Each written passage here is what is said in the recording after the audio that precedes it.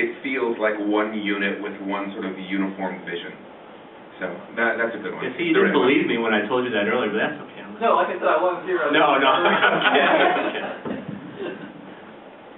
Where did the idea for the airship Ophelia come from?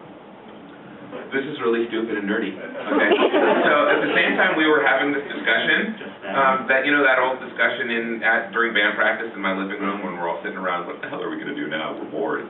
I had been playing with some 3D rendering software, and I had drawn, I don't know if you've ever played with 3D rendering software, but making great big ovals is really easy. So I had this great big oval airship. Oh, sorry, I don't mean to interrupt. So I had drawn this big oval that I was animating flying around over all these palm trees. And I'm like, what if we were on an airship and we were like flying around having adventures? And I think Magdalene probably said, no, Christina said that was a really bad idea. So that's pretty much where it came from. I wish I had a cooler answer than that, but. Okay, another question. Back there. Yeah.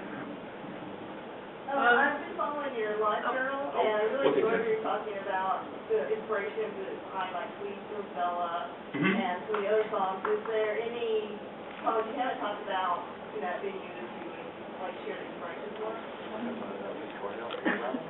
No, it's okay. Who's familiar with the song Victoria? Okay, who wants to get really depressed right now? Okay, 3 people. Reaching out to the show. Okay, so I'll tell the story. Nobody knows this story yet because it's both kind of creepy and spooky, and it's also really, really sad and depressing. But it'll also make your appreciation of the song go up when you actually realize what it's about. Because a lot of people are like, oh, it's a love ballad, and it's like, well, it kind of is, but not in the way you're thinking. Basically, a bunch of songs that Abney Park that I've written for Abney Park. Like Breathe, it's sort of a dream. You know how late in the morning when you're kind of waking up and falling back asleep and these dreams come to you, sometimes these songs come up.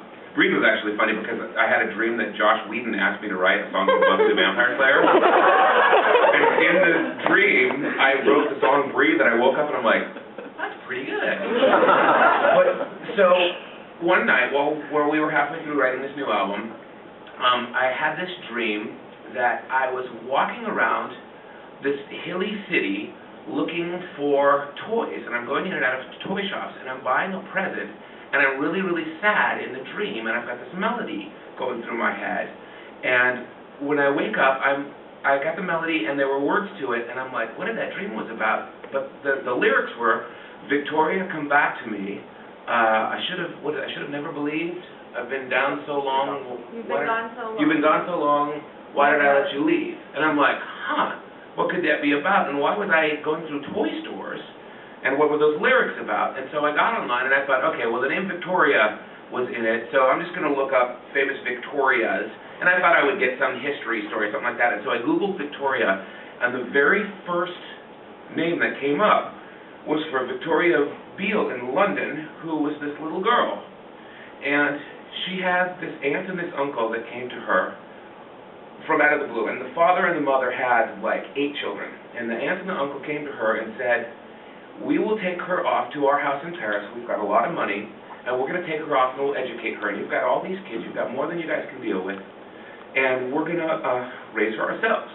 And the way I figured is that the father, he must have had some sort of self-esteem problems, he was probably having trouble in this economy, and what they did was they took this girl and they beat her, and they took her to social services in London to get checks, like child support payments. They didn't have money, they didn't live in Paris, and every time they take her into a social services place, the social services place would see that she was covered in bruises and scars and that kind of stuff, and everybody just sort of pawned the responsibility off on some other department. And finally, they killed her. And she, and so I suddenly realized that what was going on in the dream was I was that father, and I was going around buying a present for the daughter that I had sort of killed with my own sort of, I don't know if it was a combination of neglect or not enough self-esteem to think that you could actually do that job. Can I cut in here real quick? Yeah. There is a ending to the story as it actually happened. The social services organizations realized realized how easy it was for children to slip through the cracks, and then they changed their systems, they adjusted how things work to avoid that very thing from happening in the future.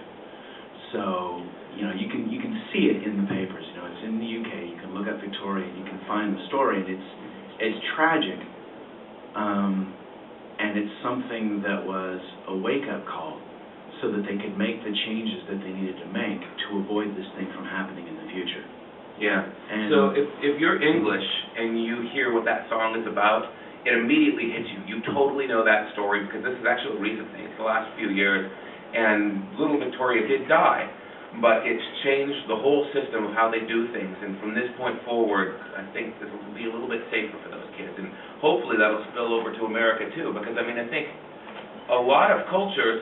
You work a job, and you get tired of doing your job, and you hate your job because you hate your boss, and so you start panning responsibility over on other people. And when it's something like social services and lives are on the line, you can't do that. No, I told you it was depressing. Thanks, Robert. Sorry. Yeah. Dan's idea. No, I just Over don't. there, she had questions. Yes. Before. Yeah. Sounds completely trivial after that story. Oh, no. That's probably a good thing. Yeah. Tomorrow is the most controversial panel of this con. We're not on it, are we? Abney Park sucks. What is steampunk music? Whether it's steampunk music. So my question to you is, outside of you and Unwoman, what is steampunk music? Should Amanda Palmer be lumped in? Here is steampunk music, in my opinion. Steampunk music is made by steampunks for steampunks. It is also music that steampunks listen to and take inspiration from. If you look at all of the artists that we crazy steampunks listen to, there isn't a specific sound, there isn't a specific genre, there isn't a specific kind of music, but it is all linked together by a common aesthetic, a common attitude. And while there are some bands that say, hey, we're steampunk, like us, for example, there are plenty that don't say, hey, we're steampunk, but still fit into that category, that aesthetic. And so there are a lot of bands out there who are steampunk because, well, they say they're steampunk. Yeah. Well, and one of the things is, like, you can't really pigeonhole the whole steampunk musical genre. It's kind of like similar to, punk was back in the days.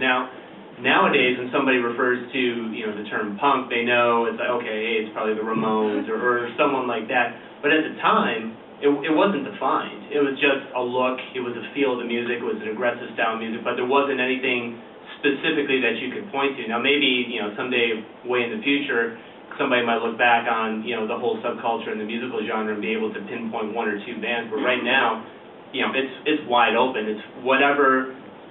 You were going to say something? I was gonna You're going to cut me off. You want to No. You can finish. Okay, I lost my train of thought. Now it's your turn. He commented on punk music, and I just wanted to expand on that. I remember when punk included Blondie, included Devo, included, a lot of acts that don't sound like what punk music is now, but they were all punk bands. Well, and the other thing is we're still, everybody in this room, we're all still in the exploratory phase. And hopefully, this is new as an aesthetic, as an artistic movement. It's a whole lot more open and diverse than any other aesthetic out there. And hopefully we won't leave the exploratory phase. Once it gets defined, then we all are done being creative.